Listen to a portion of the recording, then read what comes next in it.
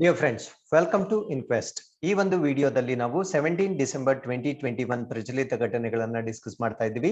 So ಈ ಎಲ್ಲ articles ನಾವು the Hindu, Deccan Herald, PIB ಮತ್ತೆ ಗವರ್ನಮೆಂಟ್ ವೆಬ್ಸೈಟ್ಸ್ ಇಂದ ಸೋರ್ಸ್ ಮಾಡಿರ್ತೇವೆ. And at the end of the presentation, we will have given InQUEST challenge. Those who participate in this quiz and give correct answers, we're going to acknowledge their names in the next presentation.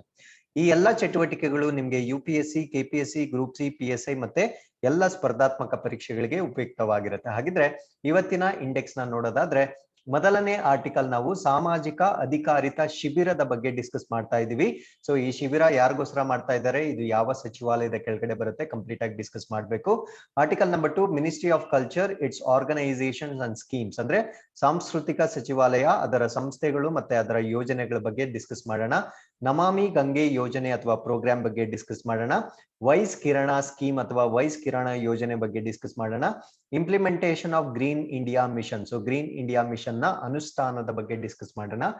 Deep dive training programme ಅಂತ ಒಂದು ಮಾಡ್ತಾ ಇದ್ದಾರೆ. Deep dive ತರಬೇತಿ ಕಾರ್ಯಕ್ರಮ ಮಾಡ್ತಾ ಇದ್ದಾರೆ. ಇದು ಯಾವ ಸೆಕ್ಟರ್ಗೆ ಸಂಬಂಧಪಟ್ಟಿದ್ದು, ಯಾವ ಸಚಿವಾಲಯಕ್ಕೆ ಸಂಬಂಧಪಟ್ಟಿದ್ದು, ಕಂಪ್ಲೀಟ್ ಆಗಿ ಡಿಸ್ಕಸ್ ಮಾಡೋಣ. ಅದಾದ್ಮೇಲೆ ಉದ್ಯಮ್ ಸಖಿ ಪೋರ್ಟಲ್ ಅನ್ನ ಒಂದು ಲಾಂಚ್ ಮಾಡ್ತಾ ಇದ್ದಾರೆ. ಇದು ಯಾವುದಕ್ಕೆ ಸಂಬಂಧಪಟ್ಟಿದೆ, ಯಾವ ಸಚಿವಾಲಯದ ಕೆಳಗಡೆ ಬರುತ್ತೆ, ಕಂಪ್ಲೀಟ್ ಡಿಸ್ಕಸ್ ಮಾಡೋಣ. ಸೇತು ಭಾರತಂ ಪ್ರೋಗ್ರಾಮ್ ಅನ್ನೋದನ್ನ ಮಾಡ್ತಾ ಇದ್ದಾರೆ. ಇದರ ಉದ್ದೇಶವೇನು, ಕಂಪ್ಲೀಟ್ ಆಗಿ ಡಿಸ್ಕಸ್ ಮಾಡೋಣ. ಸಮುದ್ರಯಾನ ಪ್ರಾಜೆಕ್ಟ್ ಅಥವಾ ಯೋಜನೆ ಬಗ್ಗೆ ಡಿಸ್ಕಸ್ ಮಾಡೋಣ. ಅದಾದ್ಮೇಲೆ ಶಕ್ತಿ ಸ್ಕೀಮ್ ಅಥವಾ ಶಕ್ತಿ ಯೋಜನೆ ಯಾವುದಕ್ಕೆ ಸಂಬಂಧಪಟ್ಟಿದೆ ಡಿಸ್ಕಸ್ ಮಾಡೋಣ. ಅದಾದ್ಮೇಲೆ largest nuclear power generating site at Jaitapur, so ಜೈತಾಪುರದಲ್ಲಿ ಅತಿ ದೊಡ್ಡ ಪರಮಾಣು ಶಕ್ತಿ ಉತ್ಪಾದಿಸುವ ಸ್ಥಾನ ಬರ್ತಾ ಇದೆ. ಸೊ ಅದ್ರ ಬಗ್ಗೆ ನಾವು ಕಂಪ್ಲೀಟ್ ಆಗಿ ಡಿಸ್ಕಸ್ ಮಾಡೋಣ. So before getting into all these articles, so these are the key answers for InQUEST challenge number 32, and we appreciate Shobhashri, Danu and Veerashaiva for participating and giving correct answers. So with this, let's get into the articles of the day. So ಮೊದಲನೇ article ನಾವು ಸಾಮಾಜಿಕ ಅಧಿಕಾರಿತ ಶಿಬಿರ ಅಥವಾ ಶಿಬಿರ ಬಗ್ಗೆ discuss ಮಾಡ್ತಾ ಇದೀವಿ. ಇದು ministry of social justice and empowerment, ಅಂದ್ರೆ ಸಾಮಾಜಿಕ ನ್ಯಾಯ ಮತ್ತು ಸಬಲೀಕರಣ ಸಚಿವಾಲಯದ ಅಂಡರ್ ಅಲ್ಲಿ ಬರ್ತಕ್ಕಂತ ಒಂದು ಶಿಬಿರವಾಗಿರುತ್ತೆ. ಸೊ ಇದರಲ್ಲಿ ಏನ್ ಮಾಡ್ತಾರೆ ಅಂದ್ರೆ, for distribution of aids and assistive devices to Divyang Jan under ADIPS scheme. So ಈ ಒಂದು ADIPS ಯೋಜನೆ ಅಡಿಯಲ್ಲಿ ದಿವ್ಯಾಂಗರಿಗೆ ಸಹಾಯ ಮತ್ತು ಸಹಾಯಕ ಸಾಧನಗಳನ್ನ ವಿತರಣೆ ಮಾಡ್ತಾರೆ. ಸೊ ದಿವ್ಯಾಂಗರು ಅಂದ್ರೆ ವಿಶೇಷ ಚೇತನರು ಅಂತ ನಾವೇನ್ ಹೇಳ್ತೀವಿ. ಸೊ ಇವ್ರಿಗೆ ADIPS ಯೋಜನೆ, ಸೊ ಈ ADIPS ಅಂದ್ರೆ ಏನು ಅನ್ನೋದನ್ನ ನಾನು ನೆಕ್ಸ್ಟ್ ಸ್ಲೈಡ್ ಅಲ್ಲಿ ಡಿಸ್ಕಸ್ ಮಾಡ್ತೀನಿ. ಈ ಯೋಜನೆ ಅಡಿಯಲ್ಲಿ ದಿವ್ಯಾಂಗರಿಗೆ ಬೇಕಾಗಿರ್ತಕ್ಕಂಥ ಸಹಾಯ ಮತ್ತು ಅವರಿಗೆ ಬೇಕಾಗಿರ್ತಕ್ಕಂಥ ಕೆಲವು ವಿಶೇಷ ಸಾಧನಗಳನ್ನ ವಿತರಣೆ ಮಾಡಲಾಗುತ್ತೆ. ಇದ್ರ ಜೊತೆ ಟು ಸೀನಿಯರ್ ಸಿಟಿಸನ್ಸ್ ಅಂಡರ್ ರಾಷ್ಟ್ರೀಯ ವಯೋಶ್ರೀ ಯೋಜನಾ, ಸೊ ರಾಷ್ಟ್ರೀಯ ವಯೋಶ್ರೀ ಯೋಜನೆ ಅಡಿಯಲ್ಲಿ ಹಿರಿಯ ನಾಗರಿಕರಿಗೆ ಸೇಮ್ ಅವರಿಗೆ ಬೇಕಾಗಿರ್ತಕ್ಕಂಥ ಸಹಾಯ ಮತ್ತೆ ಸಹಾಯಕ ಸಾಧನಗಳನ್ನ ವಿತರಣೆಯನ್ನ ಮಾಡಲಾಗುತ್ತೆ. So this is the main purpose of this particular ಶಿಬಿರ. The camp was organised by the department of empowerment of persons with disabilities in association with Artificial Limbs Manufacturing Corporation of India. So this is Mini Ratna 2 public sector undertaking under Ministry of Social Justice and Empowerment, Government of India. So ಈ ಒಂದು camp ನ ಯಾರ ಸಹಯೋಗದೊಂದಿಗೆ organise ಮಾಡ್ತಾ ಇದ್ದಾರೆ ಅಂದ್ರೆ, ಭಾರತ ಸರ್ಕಾರದ ಸಾಮಾಜಿಕ ನ್ಯಾಯ ಮತ್ತು ಸಬಲೀಕರಣ ಸಚಿವಾಲಯ ಮತ್ತು ಒಂದು ಮಿನಿ ರತ್ನ 2 ಪಬ್ಲಿಕ್ ಸೆಕ್ಟರ್ ಅಂಡರ್ಟೇಕಿಂಗ್. ಸೊ ಇವಾಗ ಈ ಪಬ್ಲಿಕ್ ಸೆಕ್ಟರ್ ಅಂಡರ್ಟೇಕಿಂಗ್ಸ್ ನ ನಾವು ಮಿನಿ ರತ್ನ, ನವರತ್ನ ಅಂತ ಒಂದು 3 ಕ್ಯಾಟಗರೀಸ್ ಆಗಿ ಡಿವೈಡ್ ಮಾಡಿರ್ತೀವಿ. ಅದರಲ್ಲಿ ಮಿನಿ ರತ್ನ ಕ್ಯಾಟಗರಿಯಲ್ಲಿ ಬರ್ತಕ್ಕಂತ ಒಂದು artificial limbs manufacturing corporation of India ಸಹಯೋಗದೊಂದಿಗೆ ದಿವ್ಯಾಂಗ ವ್ಯಕ್ತಿಗಳ ಸಬಲೀಕರಣ ಇಲಾಖೆ ಈ ಒಂದು ಶಿಬಿರವನ್ನ ಆಯೋಜನೆ ಮಾಡ್ತಾ ಇದೆ. So this is what is the unit that is organising this particular ಶಿಬಿರ. ಸೊ ಅಬೌಟ್ ADIP, ಸೊ ನಾನು ಮುಂಚೆ ಹೇಳಿದ್ದೆ ADIP ಯೋಜನೆ ಬಗ್ಗೆ ನಾವು ನೆಕ್ಸ್ಟ್ ಸ್ಲೈಡ್ ಅಲ್ಲಿ ಡಿಸ್ಕಸ್ ಮಾಡ್ತಾ ಇದ್ದೀವಿ ಅಂತ. What is ADIP? ಇದರ ಫುಲ್ ಫಾರ್ಮ್ ಏನಂದ್ರೆ, the assistance to disabled persons for purchasing fitting of aids appliances and scheme. So ಅಂಗವಿಕಲ ವ್ಯಕ್ತಿಗಳಿಗೆ ನೆರವು, ಉಪಕರಣಗಳ ಖರೀದಿ, ಅಳವಡಿಕೆಗಾಗಿ ನೆರವು ನೀಡತಕ್ಕಂತ ಯೋಜನೆಯನ್ನ ನಾವು ADIP ಯೋಜನೆ ಅಂತ ಕರಿತೀವಿ. So this is implemented by same, so Ministry of Social Justice ಮತ್ತೆ ಎಂಪವರ್ಮೆಂಟ್ ಏನಿರುತ್ತೆ ಇದೆ ಇದನ್ನ ಇಂಪ್ಲಿಮೆಂಟ್ ಅಥವಾ ಅನುಷ್ಠಾನ ಅಥವಾ ಜಾರಿಗೊಳಿಸುತ್ತೆ. ಇದರ ಆಬ್ಜೆಕ್ಟಿವ್ಸ್ ಅಥವಾ ಉದ್ದೇಶಗಳೇನು ಅಂದ್ರೆ, ಟು ಅಸಿಸ್ಟ್ ದಿ ನೀಡಿ disabled persons in the procuring durable, sophisticated, scientifically manufactured, modern, standard aids and appliances that can promote their physical, social and psychological rehabilitation by reducing the effect of disabilities and enhance their economic potential. ಅಂದ್ರೆ ಈ ಅಂಗವೈಕಲ್ಯ ಅಥವಾ ವಿಶೇಷ ಚೇತನರ ಪರಿಣಾಮಗಳನ್ನು ಕಡಿಮೆ ಮಾಡಿ, ಅಂದ್ರೆ ಅವ್ರಿಗೆ ಏನ್ ಡಿಸಬಿಲಿಟೀಸ್ ಇರುತ್ತೋ ಅದನ್ನ ಸಾಕಷ್ಟು ಮಟ್ಟಿಗೆ ಕಡಿಮೆ ಮಾಡ್ತಕ್ಕಂಥದ್ದು. ಈ ಸಾಧನಗಳನ್ನ ಡೆಲಿವರ್ ಮಾಡ್ತಾರಲ್ವಾ, ಅದರಿಂದ ಅವ್ರಿಗಿರ್ತಕ್ಕಂಥ ಅಂಗವೈಕಲ್ಯ ಸ್ವಲ್ಪ ಮಟ್ಟಿಗೆ ಕಡಿಮೆ ಆಗುತ್ತೆ. ಈ ಒಂದು ಕಡಿಮೆ ಮಾಡುವ ಮುಖಾಂತರ ಅವರ ಆರ್ಥಿಕ ಸಾಮರ್ಥ್ಯವನ್ನು ಹೆಚ್ಚಿಸುವ ಮೂಲಕ ಅವರ ದೈಹಿಕ, ಸಾಮಾಜಿಕ ಮತ್ತು ಮಾನಸಿಕ ಪುನರ್ವಸತಿಯನ್ನು ಉತ್ತೇಜಿಸುವ, ಬಾಳಿಕೆ ಬರುವ ಅಂದ್ರೆ ಡ್ಯೂರಬಲ್ ಅಂತ ನಾವೇನ್ ಕರಿತೀವಿ, ಅತ್ಯಾಧುನಿಕ ಮತ್ತು ವೈಜ್ಞಾನಿಕವಾಗಿ ತಯಾರಿಸಿದ ಆಧುನಿಕ ಪ್ರಾಮಾಣಿತ ಸಾಧನಗಳು ಮತ್ತು ಉಪಕರಣಗಳನ್ನು ಪಡೆಯಲು ಅಗತ್ಯವಿರುವ ಅಂಗವಿಕಲರಿಗೆ ಅಥವಾ ವಿಶೇಷ ಚೇತನರಿಗೆ ಸಹಾಯವನ್ನ ಈ ಒಂದು ಕಾರ್ಯಕ್ರಮದಲ್ಲಿ ಮಾಡಲಾಗುತ್ತೆ. So this is what is called as ADIP scheme ಅಂತ ಕರಿತೀವಿ. ಸೊ ಅದಾದ್ಮೇಲೆ ರಾಷ್ಟ್ರೀಯ ವಯೋಶ್ರೀ ಯೋಜನಾ ಅಂತ ಒಂದು ಯೂಸ್ ಮಾಡಿದ್ವಿ. ಸೊ ಈ ರಾಷ್ಟ್ರೀಯ ವಯೋಶ್ರೀ ಇಲ್ಲೇ ಇದೆ ನೋಡಿ, ವಯೋ ಅಂದ್ರೆ ಏಜ್ ಆಗಿರ್ತಕ್ಕಂಥವ್ರು, ಅಂದ್ರೆ ಸೀನಿಯರ್ ಸಿಟಿಸನ್ಸ್ ಅಂತ ಏನ್ ಕರಿತೀವಿ, ಅವ್ರಿಗೆ ಇದು ಮಾಡಿರ್ತಕ್ಕಂಥ ಒಂದು ಸ್ಕೀಮ್ ಆಗಿರುತ್ತೆ. ಇದು ಕೂಡ ministry of social justice and empowerment, ಸಾಮಾಜಿಕ ನ್ಯಾಯ ಮತ್ತು ಸಬಲೀಕರಣ ಸಚಿವಾಲಯದ ಒಂದು ಯೋಜನೆ ಆಗಿದೆ. ಇದನ್ನ 2017ರಲ್ಲಿ ಪ್ರಾರಂಭ ಅಥವಾ ಲಾಂಚ್ ಮಾಡಲಾಗಿತ್ತು. It is central sector schemes funded from senior citizens welfare fund. The fund was notified in the year 2016. ಅಂದ್ರೆ ಇದು ಹಿರಿಯ ನಾಗರಿಕರ ಕಲ್ಯಾಣ ನಿಧಿಯಿಂದ, ಸೊ ಈ ಕಲ್ಯಾಣ ನಿಧಿಯನ್ನ ಕೇಂದ್ರ ಸರ್ಕಾರ ಸ್ಥಾಪನೆ ಮಾಡಿತು. ಅನುದಾನಿತ ಕೇಂದ್ರದ ಯೋಜನೆ ಆಗಿರುತ್ತೆ. ಸೊ ಇಲ್ಲಿ ಸೆಂಟ್ರಲ್ ಸೆಕ್ಟರ್ ಅಂದ್ರೆ 100% ಫಂಡಿಂಗ್ ಕೇಂದ್ರ ಸರ್ಕಾರನೇ ನೋಡ್ಕೊಳ್ಳುತ್ತೆ.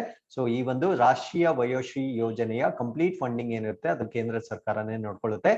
ಈ ಒಂದು ನಿಧಿಯನ್ನ 2016ರಲ್ಲಿ ಸೂಚನೆ ಮಾಡಲಾಗಿತ್ತು. ಅಂದ್ರೆ ಈ ಒಂದು ನಿಧಿ ಇರ್ತಕ್ಕಂಥದ್ದು ಅಥವಾ ಸೀನಿಯರ್ ಸಿಟಿಸನ್ ವೆಲ್ಫೇರ್ ಫಂಡ್ ನ ಬಳಕೆಗೋಸ್ಕರ 2016ರಲ್ಲಿ ನೋಟಿಫಿಕೇಶನ್ ಮಾಡಲಾಗಿತ್ತು. It aims to provide aids and assistive living devices to senior citizens belonging to below poverty line category. ಅಂದ್ರೆ ಬಡತನ ರೇಖೆಗಿಂತ ಕೆಳಗಿರುವ ವರ್ಗಕ್ಕೆ ಸೇರಿದ ಹಿರಿಯ ನಾಗರಿಕರಿಗೆ, ಕಡಿಮೆ ದೃಷ್ಟಿ ಇರ್ತಕ್ಕಂಥವ್ರು, ಶ್ರವಣ ದೋಷ ಇರ್ತಕ್ಕಂಥವ್ರು, ಮತ್ತೆ ಹಲ್ಲುಗಳ ನಷ್ಟ ಆಗಿರ್ತಕ್ಕಂಥವ್ರು, ಅಂದ್ರೆ ಹಲ್ಲುಗಳನ್ನ ಕಳೆದುಕೊಂಡಿರ್ತಕ್ಕಂಥವ್ರು, ಮತ್ತೆ ಲೋಕೋಮೋಟರ್ ಅಸಮರ್ಥ್ಯಗಳಂತಹ ವಯಸ್ಸಿಗೆ ಸಂಬಂಧಿಸಿದ ಅಸಮರ್ಥ್ಯಗಳಿಂದ ಬಳಲುತ್ತಿರುವವರಿಗೆ ಸಹಾಯ ಮತ್ತು ಜೀವನ ಸಾಧನಗಳನ್ನು ಒದಗಿಸುವ ಗುರಿಯನ್ನು ಇದು ಹೊಂದಿದೆ. ಲೋಕೋಮೋಟರ್ ಅಸಾಮರ್ಥ್ಯಗಳಂದ್ರೆ ಅವ್ರಿಗೆ ಸ್ವಲ್ಪ ಮೆಂಟಲಿ ಸ್ವಲ್ಪ ರಿಟಾರ್ಡೆಡ್ ಇರುತ್ತಾರೆ, ಅವ್ರಿಗೆ ಡಿಸಿಷನ್ ಮೇಕಿಂಗ್ ಆಗ್ಲಿ, ಸಡನ್ ಆಗಿ ರೆಸ್ಪಾಂಡ್ ಮಾಡೋದಾಗ್ಲಿ ಇದೆಲ್ಲ ಇರೋದಿಲ್ಲ. ಸೊ ಇವ್ರಿಗೆ ಬಡತನ ರೇಖೆಗಿಂತ ಕಡಿಮೆ ಇರ್ತಕ್ಕಂಥ ಈ ರೀತಿಯ ಸೀನಿಯರ್ ಸಿಟಿಸನ್ಸ್ಗೆ ಸಹಾಯ ಮತ್ತು ಅವ್ರಿಗೆ ಬೇಕಾಗಿರ್ತಕ್ಕಂಥ ಡಿವೈಸಸ್ ಏನಿರುತ್ತೆ ಅದನ್ನ ಸಪ್ಲೈ ಮಾಡಲಾಗುತ್ತೆ. ಸೊ ಇಲ್ಲಿ those people falling below poverty line who suffer from age related disabilities such as low vision, hearing impairment, loss of teeth and locomotor disorders. So ಇವ್ರಿಗೆ assistive living devices, for example ಅವ್ರಿಗೆ ಶ್ರವಣ ದೋಷ ಇದ್ರೆ hearing aid ನ ಕೊಡ್ತಾರೆ, low vision ಇದ್ರೆ ಅವ್ರಿಗೆ spectacles ಕೊಡ್ತಕ್ಕಂಥದ್ದು. ಈ ರೀತಿ ಅವ್ರಿಗೆ ಬೇಕಾಗಿರ್ತಕ್ಕಂಥ ಸಾಧನಗಳನ್ನ ಒದಗಿಸ್ತಕ್ಕಂಥ ಯೋಜನೆಗೆ ನಾವು ರಾಷ್ಟ್ರೀಯ ವಯೋಶ್ರೀ ಯೋಜನಾ ಅಂತ ಕರಿತೀವಿ. The scheme is implemented by Artificial Limbs Manufacturing Corporation of India, which is a public sector undertaking under the Ministry of Social Justice and Empowerment. So ನಾವು ಮುಂಚೆನೆ ಡಿಸ್ಕವರ್ ಮಾಡಿದಾಗೆ, ಸೊ ಸಾಮಾಜಿಕ ನ್ಯಾಯ ಮತ್ತು ಸಬಲೀಕರಣ ಸಚಿವಾಲಯದ ಅಡಿಯಲ್ಲಿ ಸಾರ್ವಜನಿಕ ವಲಯದ ಉದ್ಯಮವಾಗಿರ್ತಕ್ಕಂಥ artificial limbs manufacturing corporation of India ಈ ಯೋಜನೆಯನ್ನು ಜಾರಿಗೊಳಿಸುತ್ತಿದೆ. So very very important. So with this let's understand more about the same. The next article. So ಇದು ಸಾಂಸ್ಕೃತಿಕ ಸಚಿವಾಲಯ, ಅದರ ಸಂಸ್ಥೆಗಳು ಮತ್ತು ಯೋಜನೆಗಳ ಬಗ್ಗೆ ಡಿಸ್ಕಸ್ ಮಾಡೋಣ. ಸೊ ಇದು ministry of culture, its organisation and schemes ಬಗ್ಗೆ ಡಿಸ್ಕಸ್ ಮಾಡೋಣ. To protect, preserve and promote various forms of folk art, culture and develop national and regional culture of various states of the country, the government of India has set up 7 zonal cultural centers. So idರಲ್ಲಿ 7 zonal cultural centers na establish ಮಾಡ್ತಾ ಇದೆ. So these zonal centers organize various cultural activities, programs on regular basis throughout the country. For example ನಾವು 2 days ಹಿಂದೆ ಏಕ್ ಭಾರತ್ ಶ್ರೇಷ್ಠ ಭಾರತ್ ಅಂತ ಒಂದು article ನ discuss ಮಾಡಿದ್ವಿ. ಆ ಒಂದು ಏಕ್ ಭಾರತ್ ಶ್ರೇಷ್ಠ ಭಾರತ್ ಸ್ಕೀಮ್ ಅಲ್ಲಿ, ಏಕ್ ಭಾರತ್ ಶ್ರೇಷ್ಠ ಭಾರತ್ ಸ್ಕೀಮ್ ಅಲ್ಲಿ ಏನ್ ಮಾಡ್ತಾರೆ ಅಂದ್ರೆ ಏನೋ ರಾಜ್ಯಗಳನ್ನ ಒಂದು ಪೇರ್ ಮಾಡ್ತಾರೆ. ಸೊ ಒಂದೊಂದು ಗುಂಪುಗಳನ್ನಾಗಿ ಮಾಡಿ ಅಲ್ಲಿ ಕಲ್ಚರಲ್ ಎಕ್ಸ್ಚೇಂಜಸ್ ಆಗುತ್ತೆ. ಇದು ಒಂದು ಅದೇ ರೀತಿಯ ಒಂದು ಕಾರ್ಯಕ್ರಮವಾಗಿರುತ್ತೆ. ಇಲ್ಲೇನ್ ಮಾಡ್ತಾ ಇದಾರೆ ಅಂದ್ರೆ ಟೋಟಲ್ 7 ಝೋನ್ಸ್ ಆಗಿ ಮಾಡ್ತಾರೆ. ಸೊ ಏನಕ್ಕೆ ಮಾಡ್ತಾ ಇದ್ದಾರೆ ಅಂದ್ರೆ ನಮ್ಮ ಜಾನಪದ ಕಲೆ, ಸಾಂಸ್ಕೃತಿಕ ವಿವಿಧ ಪ್ರಕಾರಗಳನ್ನು ರಕ್ಷಿಸಲು, ಸಂರಕ್ಷಿಸಲು, ಉತ್ತೇಜಿಸಲು ಮತ್ತು ದೇಶದ ವಿವಿಧ ರಾಜ್ಯಗಳ ರಾಷ್ಟ್ರೀಯ ಮತ್ತು ಪ್ರಾದೇಶಿಕ ಸಂಸ್ಕೃತಿಯನ್ನು ಅಭಿವೃದ್ಧಿಪಡಿಸಲು ಭಾರತ ಸರ್ಕಾರವು 7 ವಲಯ ಸಾಂಸ್ಕೃತಿಕ ಕೇಂದ್ರಗಳನ್ನ ZCC ಅಂತ ಕರಿತೀವಿ, ನಾವು ಝೋನಲ್ ಕಲ್ಚರಲ್ ಸೆಂಟರ್ಸ್ ಅಂತ ಕರಿತೀವಿ. ಸೊ ಇವುಗಳನ್ನ ಸ್ಥಾಪನೆ ಮಾಡಲಿದೆ. ಈ ZCCಗಳು ದೇಶಾದ್ಯಂತ ನಿಯಮಿತವಾಗಿ ವಿವಿಧ ಸಾಂಸ್ಕೃತಿಕ ಚಟುವಟಿಕೆಗಳು ಮತ್ತು ಕಾರ್ಯಕ್ರಮಗಳನ್ನ ಆಯೋಜನೆ ಮಾಡಲಾಗುತ್ತೆ. ಸೊ ಇದು to preserve our native culture. So ಈ ಒಂದು ಝೋನ್ಸ್ ನ ಮಾಡಲಾಗಿದೆ. ಸೊ ಇದರಲ್ಲಿ ನೆಕ್ಸ್ಟ್ ನಾವು ಡಿಸ್ಕಸ್ ಮಾಡ್ತಕ್ಕಂಥದ್ದು ಮ್ಯೂಸಿಯಂ ಗ್ರಾಂಟ್ ಸ್ಕೀಮ್ ಅಂತ ಕರಿತೀವಿ, ಮ್ಯೂಸಿಯಂ ಅನುದಾನ ಯೋಜನೆ ಅಂತ ಕರಿತೀವಿ. ಸೊ ಇದರ ಪರ್ಪಸ್ ಏನು ಅಂದ್ರೆ, ministry of culture also administered museum grant scheme under which financial assistance is provided for setting up new museums, development of existing museums, digitalization of art objects in the museum, and training of museum professionals to the professionals to the museums. ಅಂದ್ರೆ ಸಾಂಸ್ಕೃತಿಕ ಸಚಿವಾಲಯದ ಕೆಳಗಡೆ ಬರ್ತಕ್ಕಂಥ ಇದೊಂದು program ಆಗಿರುತ್ತೆ. ಇದನ್ನ ನಾವು museum grant scheme ಅಥವಾ ಮ್ಯೂಸಿಯಂ ಅನುದಾನ ಯೋಜನೆ ಅಂತ ಕರಿತೀವಿ. ಸೊ ಇದರ ಅಡಿಯಲ್ಲಿ ಏನ್ ಮಾಡ್ತಾರೆ ಅಂದ್ರೆ, ಹೊಸ ವಸ್ತು ಸಂಗ್ರಹಗಳ ಸ್ಥಾಪನೆ ಮಾಡ್ತಕ್ಕಂಥದ್ದು, ಮತ್ತೆ ಅಸ್ತಿತ್ವದಲ್ಲಿರ್ತಕ್ಕಂಥ ವಸ್ತು ಸಂಗ್ರಹಾಲಯಗಳನ್ನ ಅಭಿವೃದ್ಧಿ ಪಡಿಸ್ತಕ್ಕಂಥದ್ದು, ವಸ್ತು ಸಂಗ್ರಹಾಲಯಗಳಲ್ಲಿರ್ತಕ್ಕಂಥ ಕಲಾ ವಸ್ತುಗಳನ್ನ ಡಿಜಿಟಲೈಸ್ ಮಾಡೋದು, ಅದನ್ನ ಸಿಸ್ಟಮ್ಗೆ ಅಪ್ಲೋಡ್ ಮಾಡಿ ಅದನ್ನ ಬೇರೆ ಕಡೆಯಿಂದನೇ ನೋಡ್ತಕ್ಕಂಥ ಒಂದು ವ್ಯವಸ್ಥೆಯನ್ನ ಕಲ್ಪಿಸ್ತಕ್ಕಂಥದ್ದು, ಮ್ಯೂಸಿಯಂ ವೃತ್ತಿಪರರಿಗೆ ಅಂದ್ರೆ ವಸ್ತು ಸಂಗ್ರಹಾಲಯದಲ್ಲಿ ಕೆಲಸ ಮಾಡ್ತಕ್ಕಂಥವರಿಗೆ ತರಬೇತಿ ನೀಡಲು ಹಣಕಾಸಿನ ನೆರವನ್ನ ಈ ಒಂದು ಮ್ಯೂಸಿಯಂ ಗ್ರಾಂಟ್ ಸ್ಕೀಮ್ ನ ಅಡಿಯಲ್ಲಿ ನೀಡಲಾಗುತ್ತೆ.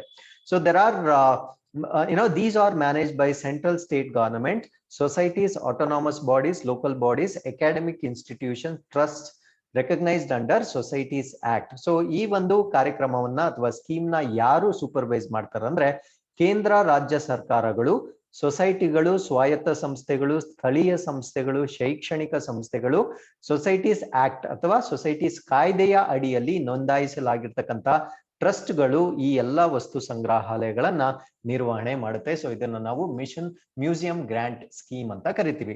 ಸೊ ಇನ್ನೊಂದು ZCCs are implementing under a number of schemes. ಈ ಝೋನಲ್ ಕಲ್ಚರಲ್ ಕೌನ್ಸಿಲ್ಸ್ ಅಂತ ಏನ್ ಕರಿತೀವಿ, ಇವು ಅನೇಕ ಯೋಜನೆಗಳನ್ನ ಜಾರಿಗೊಳಿಸ್ತವೆ. ಅವ್ಯಾವುದು ಅಂದ್ರೆ, ಮೊದಲನೇದು ನಾವು ಗುರು ಶಿಷ್ಯ ಪರಂಪರಾ ಅಂತ ಕರಿತೀವಿ, ಗುರು ಶಿಷ್ಯ ಪರಂಪರೆ ಅಂತ ಕರಿತೀವಿ. So this scheme envisages transmitting our value traditions to coming generation. ಅಂದ್ರೆ ಈ ಯೋಜನೆಯಲ್ಲಿ ನಮ್ಮ ಮೌಲ್ಯಯುತ ಸಂಪ್ರದಾಯಗಳನ್ನ ಮುಂದಿನ ಪೀಳಿಗೆಗೆ ರವಾನೆ ಮಾಡ್ತಕ್ಕಂಥ ಕೆಲಸವನ್ನ ಮಾಡ್ತಾರೆ.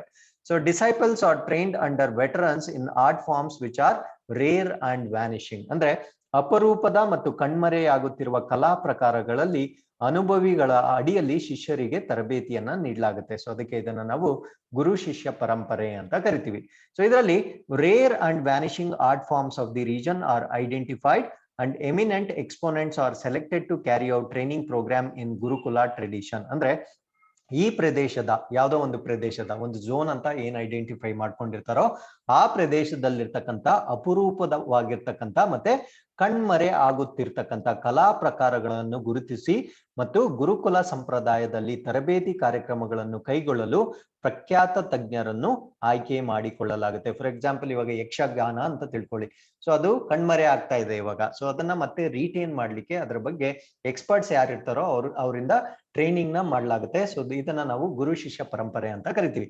ಸೊ ಇದ್ರಲ್ಲಿ ಏನ್ ಮಾಡ್ತಾರೆ ಅಂದ್ರೆ, the monthly remuneration for Guru is 7,500, accompanyist is 3,750 and pupils is 1,500 each for a period of 6 months to maximum 1 year for one scheme. ಅಂದ್ರೆ ಈ ಒಂದು ಯೋಜನೆಯಲ್ಲಿ ಗುರುವಿಗೆ ಮಾಸಿಕ ಸಂಭಾವನೆ 7,500 ರೂಪಾಯಿ ಕೊಡಲಾಗುತ್ತೆ.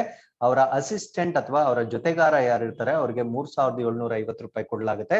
ಮತ್ತೆ ಅಲ್ಲಿ ಶಿಕ್ಷಣ ಪಡಿತಕ್ಕಂಥ ವಿದ್ಯಾರ್ಥಿಗಳಿಗೆ 1,500 ರೂಪಾಯಿ ಕೊಡಲಾಗುತ್ತೆ. ಈ ಒಂದು ಸಂಭಾವನೆಯನ್ನ ಕನಿಷ್ಠ ಪಕ್ಷ 6 ತಿಂಗಳವರೆಗೂ ಗರಿಷ್ಠ 1 ವರ್ಷದವರೆಗೂ ಕೊಡಲಾಗುತ್ತೆ. ಸೊ ಇದನ್ನ ನಾವು ಗುರು ಶಿಷ್ಯ ಪರಂಪರೆ ಸ್ಕೀಮ್ಸ್ ಅಂತ ಕರಿತೀವಿ. ಸೊ ಎರಡನೇ ಸ್ಕೀಮ್ ಝೋನಲ್ ಕಲ್ಚರಲ್ ಕೌನ್ಸಿಲ್ ಅಲ್ಲಿ ಬರ್ತಕ್ಕಂಥ ಎರಡನೇ ಸ್ಕೀಮ್ ನ ನಾವು ಶಿಲ್ಪಗ್ರಾಮ ಅಂತ ಕರಿತೀವಿ. To promote folk and tribal art and crafts of these zones by organizing seminars, workshops, exhibitions, craft fairs, design development and marketing support to the artisans living in the rural areas. Very simple. ಅಂದ್ರೆ ಗ್ರಾಮೀಣ ಪ್ರದೇಶಗಳಲ್ಲಿ ವಾಸಿಸ್ತಕ್ಕಂಥ ಈ ಕುಶಲಕರ್ಮಿಗಳು ಏನಿರ್ತಾರೆ ಅವ್ರಿಗೆ ಸೆಮಿನಾರ್ಗಳು, ಕಾರ್ಯಾಗಾರಗಳು, ಪ್ರದರ್ಶನಗಳು, ಕರಕುಶಲ ಮೇಳಗಳು, ವಿನ್ಯಾಸ ಅಭಿವೃದ್ಧಿ ಮತ್ತು ಮಾರುಕಟ್ಟೆ ಬೆಂಬಲಗಳನ್ನು ಆಯೋಜಿಸುವ ಮೂಲಕ ಆ ವಲಯದ ಜಾನಪದ ಮತ್ತು ಬುಡಕಟ್ಟು ಕಲೆ ಮತ್ತು ಕರಕುಶಲಗಳನ್ನು ಉತ್ತೇಜನ ಮಾಡ್ತಕ್ಕಂತ ಒಂದು ಕಾರ್ಯಕ್ರಮವಾಗಿ ನಾವು ಶಿಲ್ಪಗ್ರಾಮ ಅಂತ ಕರಿತೀವಿ. ಸೊ ಇದ್ರಲ್ಲಿ ಬರ್ತಕ್ಕಂತ ಮೂರನೇ ಕಾರ್ಯಕ್ರಮವನ್ನ ನಾವು ನ್ಯಾಷನಲ್ ಕಲ್ಚರ್ ಎಕ್ಸ್ಚೇಂಜ್ ಪ್ರೋಗ್ರಾಮ್ ಅಂತ ಕರಿತೀವಿ, ಅಂದ್ರೆ ರಾಷ್ಟ್ರೀಯ ಸಾಂಸ್ಕೃತಿಕ ವಿನಿಮಯ ಕಾರ್ಯಕ್ರಮ ಅಂತ ಕರಿತೀವಿ. So it can be termed as the lifeline of the zonal culture centers.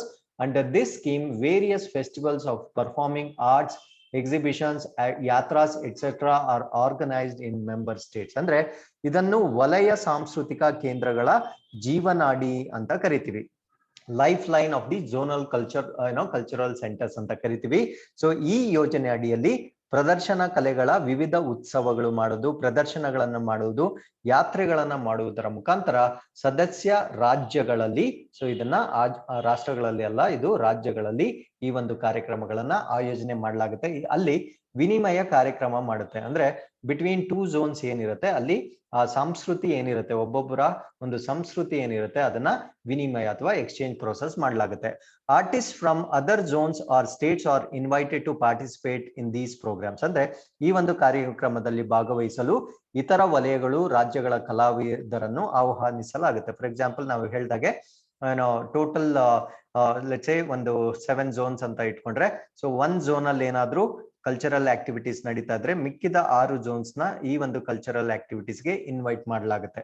So participation of artisans from the zone in the festival held in other parts of the country is also facilitated. ಅಂದ್ರೆ ದೇಶದ ಇತರ ಭಾಗಗಳಲ್ಲಿ ನಡೆಯುವ ಉತ್ಸವಗಳಲ್ಲಿ ವಲಯದ ಕಲಾವಿದರು ಭಾಗವಹಿಸಲು ಅನುಕೂಲವಾಗುತ್ತದೆ ಅಥವಾ ಇದು ಅನುಕೂಲ ಮಾಡಿಕೊಡುತ್ತದೆ. So these festivals provide opportunity to taste and understand various cultures of our country. So ಈ ಹಬ್ಬಗಳು ಏನ್ ಮಾಡುತ್ತೆ ಅಂದ್ರೆ ನಮ್ಮ ದೇಶದ ವಿವಿಧ ಸಂಸ್ಕೃತಿಗಳನ್ನು ಸವಿಯಲು ಮತ್ತು ಅರ್ಥ ಮಾಡಿಕೊಳ್ಳಲು ಅವಕಾಶವನ್ನು ಒದಗಿಸುತ್ತವೆ. ಈ ಕಾರ್ಯಕ್ರಮವನ್ನ ನಾವು ರಾಷ್ಟ್ರೀಯ ಸಾಂಸ್ಕೃತಿಕ ವಿನಿಮಯ ಕಾರ್ಯಕ್ರಮ ಅಂತ ಕರಿತೀವಿ. So next let's talk about Namami Ganga programme. ಇದು ministry of Jal Shakti under ಒಳಗಡೆ ಬರ್ತಕ್ಕಂತ ಒಂದು ಕಾರ್ಯಕ್ರಮವಾಗಿರುತ್ತೆ. ಸೊ ಈ ಒಂದು ಲಾಸ್ಟ್ ಆರ್ಟಿಕಲ್ ವರ್ಗೂ ನಾವು ಕನ್ನಡನ ಕೂಡ ಇಂಪ್ಲಿಮೆಂಟ್ ಮಾಡ್ಲಿಕ್ಕೆ ಪ್ರಯತ್ನ ಪಟ್ಟಿದ್ದೀವಿ. ಸೊ ಇದ್ರ ಬಗ್ಗೆ ನಿಮ್ಮ ಒಪಿನಿಯನ್ಗೋಸ್ಕರ ನಾವು ವೇಟ್ ಮಾಡ್ತಾ ಇರ್ತೀವಿ. So if you find this useful ನಮ್ಗೆ ಕಮೆಂಟ್ ಸೆಕ್ಷನ್ ಅಲ್ಲಿ ತಿಳಿಸಿ.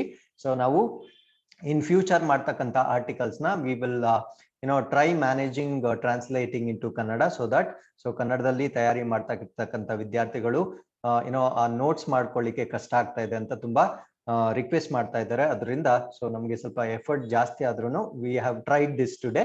ಸೊ ನೋಡೋಣ based on your opinions, so popular opinion. So if you want same like this we will try to implement this from the next or coming videos, probably in this month or from the next month. So with this, let's get into the next article, Namami Ganga program ಬಗ್ಗೆ discuss ಮಾಡೋಣ. So Government of India has launched Namami Ganga program, an integrated umbrella program aimed to ensure effective abatement of pollution, conservation of river Ganga and its tributaries including river Yamuna. Very very important. See, ನಾವು ನಮಾಮಿ ಗಂಗಾ ಅಂದ ಕೂಡಲೇ ಬರೀ ಇದು ಗಂಗಾ ನದಿಗೆ ಸಂಬಂಧಪಟ್ಟ ಒಂದು ಯೋಜನೆ ಅಂತ ನಾವು ಅನ್ಕೋಬಿಡ್ತೀವಿ.